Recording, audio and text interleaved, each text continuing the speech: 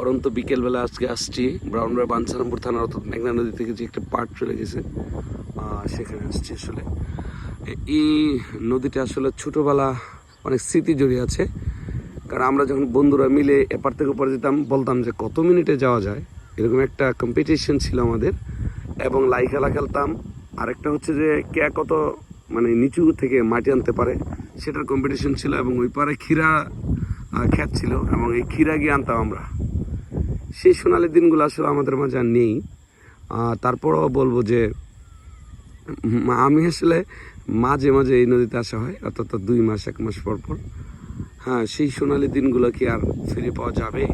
সেই লাই খেলা, সেই বন্ধুদের সাথে লং টাইম, অর্থাৎ এখানে এসে ডুব দেওয়া, হ্যাঁ ডুবান্তি যেটাকে বলা হয়, হ্যাঁ সেই খেলাগুলো আর হবে না। অর্থাৎ লুঙ্গি নিচে বেঁধে তারপরে হ্যাঁ ফটকা ফুলিয়ে সেই এই নদীতে গোসল করা, সেই সোনালি দিনগুলো কিন্তু ইচ্ছে করলেও আমরা আর খুঁজে পাবো না। আমাদের ভালোবাসা, আমাদের আবেগ সব কিছু মিশে আসে এই নদীটিতে। এমনও দিন গেছে যে সকালে আসলে 10টা 9টার দিকে আসলে একদম বিকাল 4, 3টে 2টার সময় আমরা যেতাম, মাটি আনতাম এই মাঝ নদী থেকে। আরে সেই সোনালি দিনগুলো ইচ্ছা করলেও তো আর ফিরে পাই না।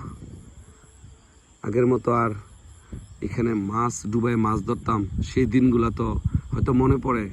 স্যাঙ্গাসোবা ছিল, নিচে যেতাম, কিন্তু এখন তো আর মাছও পাওয়া যায় না।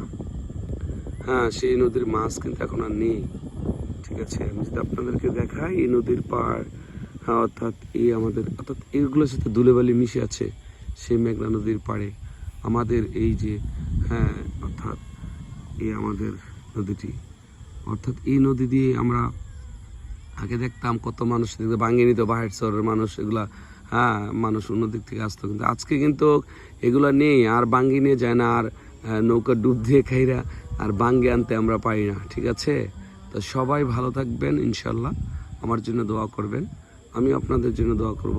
আসসালামু আলাইকুম ওয়া রাহমাতুল্লাহি ওয়া বারাকাতুহু।